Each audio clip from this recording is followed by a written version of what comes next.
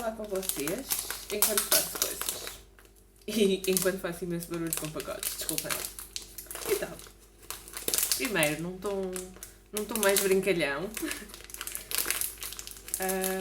Acho que sim, acho que é muito bom estarmos todos de pijama. O que é que vocês acham do meu pijama cor-de-rosa? Só para saberem, já não são horas de estar de pijama. Mas agora estamos todos de pijama a vida toda. Pronto. Então o que é que eu vou falar hoje? Vou falar de um tema histórico e cultural e vou fazer comida. E vou começar por medir o meu arroz. Isto é um copinho medidor de arroz. Não é uma medida fixa, ou seja, não é o cup americano ou britânico ou que seja a medida do cup.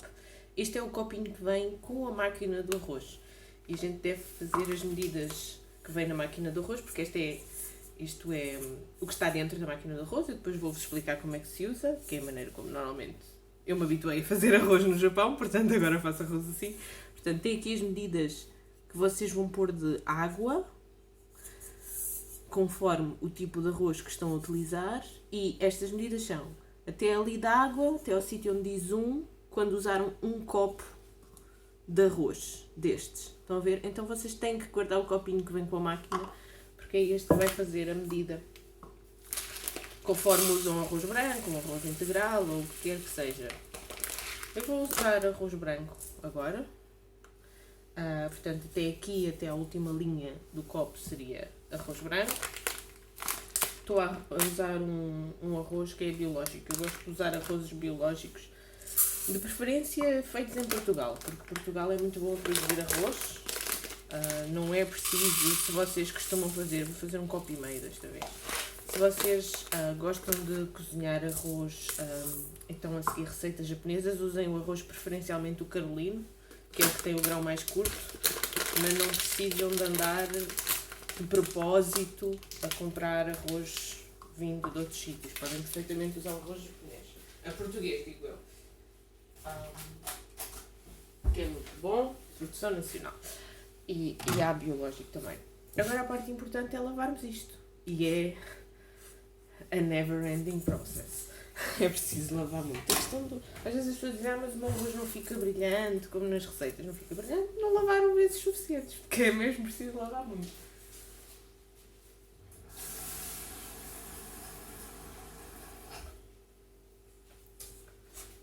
Hoje eu não vou estar para aqui a separar a água do arroz, mas esta água, a primeira e a segunda água da lavagem do arroz, vocês devem guardar, não devem deitar fora, porque esta água tem muitas propriedades nutricionais e, nomeadamente, é muito boa para lavar a cara e para lavar o cabelo. Portanto, se vocês lavarem o arroz, as tais 5 ou 6 vezes que é preciso, guardem a água da lavagem do arroz para lavar a cara e lavar o cabelo, que é uma coisa que eu também aprendi a fazer no Japão, e até agora, sem queixas, ainda não tenho rugas e ainda não tenho cabelos brancos. Portanto, isto está-me a dar bem. E sem dúvida é muito melhor do que qualquer outro tipo de produto artificial.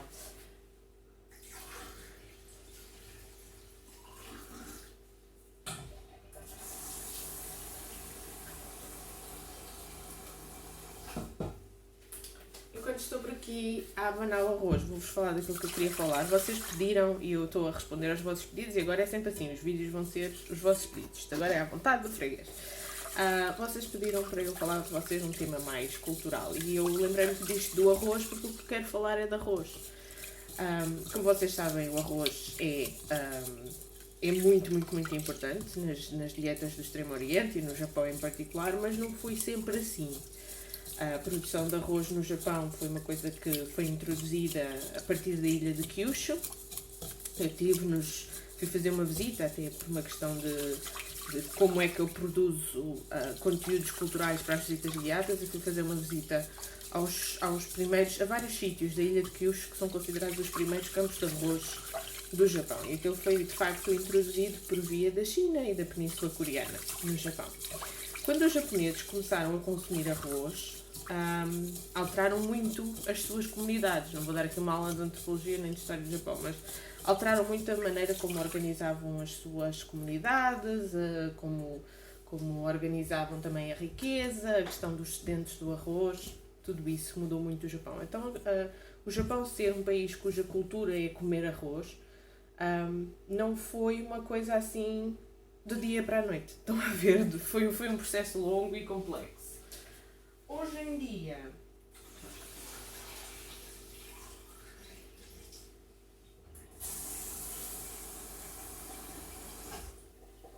em dia, acho que não há nenhum japonês que passe um dia sem comer arroz. Eu também não. Daí a máquina do arroz em casa. E o arroz que é preferido é o branco. Curiosamente, no Japão não me parece que seja nada popular comer arroz integral. Eu, na minha casa, e eu quando faço em casa, mesmo quando estou no Japão, faço muitas vezes arroz integral. Aliás, o que eu tenho aqui mais perto da máquina do arroz é o integral, que é o que eu uso mais. Mas desta vez fui abrir um pacote de branco. Mas curiosamente não. O arroz branco é aquele que é, sem dúvida, considerado o arroz no Japão. E aí entro no tema que eu vos queria falar, que é esta preferência quase excessiva pelo arroz branco no Japão, e um episódio, ou melhor, uma questão da história do Japão um bocado inusitada, um bocado curiosa, relacionada com o consumo do arroz branco e só do arroz branco. Mas é que é só arroz branco, não é tipo escolher o branco em vez do integral.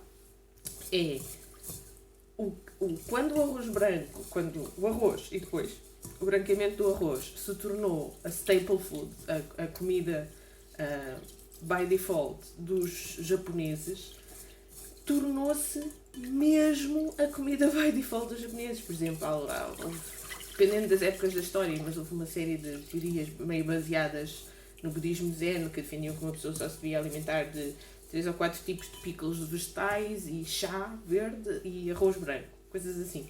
Portanto, o arroz branco era uma coisa muito desejada. As populações mais pobres, aquelas que só podiam comer outros tipos de cereais e raramente punham as mãos em arroz, desejavam ardentemente consumir arroz branco. Arroz branco era aquilo que os samurais e os nobres comiam. Arroz branco era o alimento de prestígio. Arroz branco era a melhor coisa que havia para comer.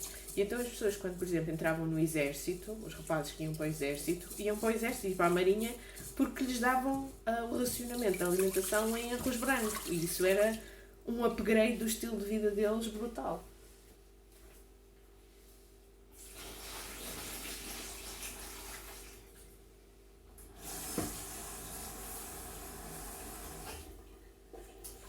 Então o que se assistiu durante o período Edo foi as populações mais pobres, que raramente tinham acesso a arroz, quanto mais a arroz branqueado, e quando se tornavam soldados ou quando entravam para rankings de servir casas importantes, passavam a ter acesso a arroz. E depois, mais tarde, no período Edo, quando se começou a formar a classe militar no Japão, a marinha e a classe militar, os rapazes do povo que entravam para os militares ficavam todos contentes porque podiam consumir arroz branco.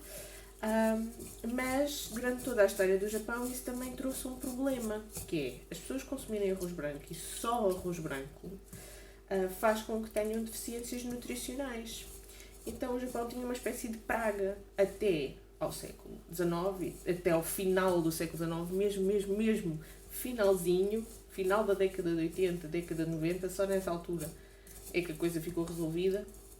As pessoas viviam este grande problema, que é, cronicamente, a população das cidades, que era aquela que tinha mais acesso ao arroz, e o exército, e a marinha, e os nobres, e os samurais, sofriam da deficiência de tianina e vitamina B1, entre outros nutrientes que lhes faltavam. Mas esses eram os que, ao faltarem na sua dieta, causavam mais estragos à saúde das pessoas.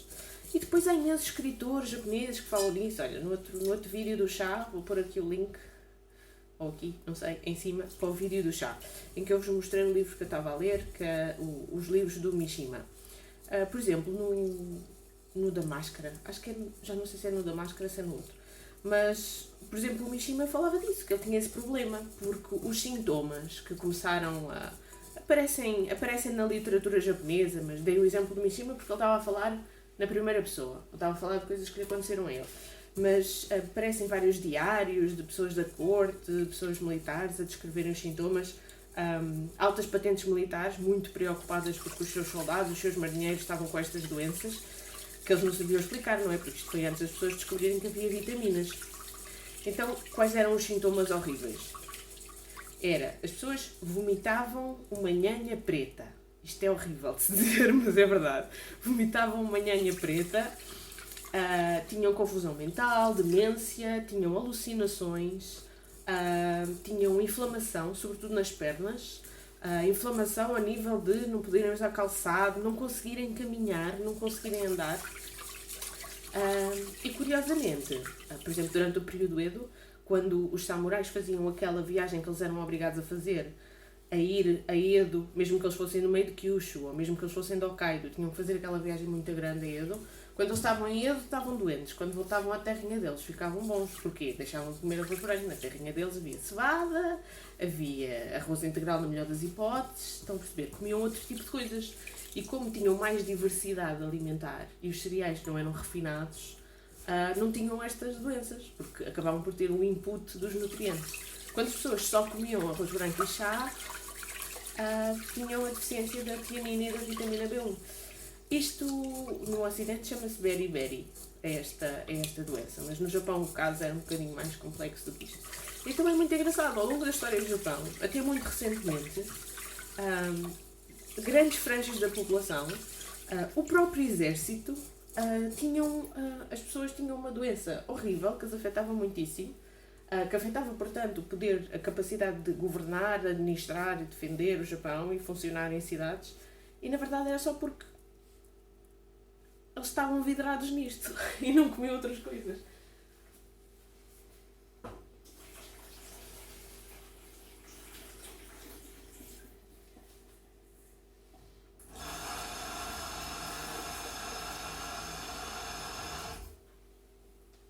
Pronto, agora já lavei várias vezes, já pus água. Ainda podia lavar mais, porque a água ainda não está completamente transparente. Mas já pus água. Então eu achei esta questão toda, que isto já me tinha aparecido ao longo de muitas leituras, esta questão do arroz. Achei isto o máximo, uma curiosidade muito interessante. Também, claro, se as pessoas passassem a consumir trigo, por exemplo, já tinham input de vitaminas, nomeadamente das vitaminas do complexo B. Mas, curiosamente, quando chegaram os portugueses ao Japão, as pessoas adoraram a ideia de bolos e biscoitos e pão. Isto entrou logo em Kyushu, toda a gente passou a adorar pão e bolos e biscoitos. Mas depois a febre morreu, a febre passou-lhes, quando entrou o período Edo e o shogunato Tokugawa em força e aquilo acabou-se a papa doce, já ninguém anda a fazer as coisas dos estrangeiros.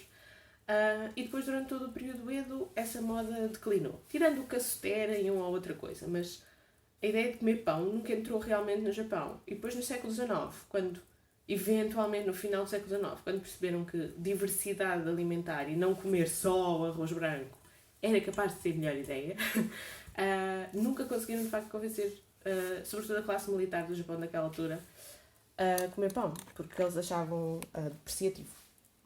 Achavam assim uma coisa tipo desonrosa comer pão, comer uma dieta ocidental, era uma coisa muito desonrosa. Então esta é a minha Zojirushi, fofinha, gosto muito dela, salva muito a minha vida. A Zojirushi é uma marca de máquinas de arroz e de muitos outros eletrodomésticos. E agora eu vou-vos mostrar como é que isto funciona e vocês vão ouvir o barulhinho giro. Todas as máquinas de arroz fazem um barulhinho. Com este tipo de arroz eu já usei muita vez o programa do Quick. Isto tem vários programas aqui. A gente pode escolher, deixa eu focar. Pronto, a gente pode escolher. Esta só não dá, só tenho pena de ter comprado uma que não dá para fazer mochi. Esta não dá para fazer mochi. Um dia destes tenho que comprar uma para mochi. E agora vem o barulhinho.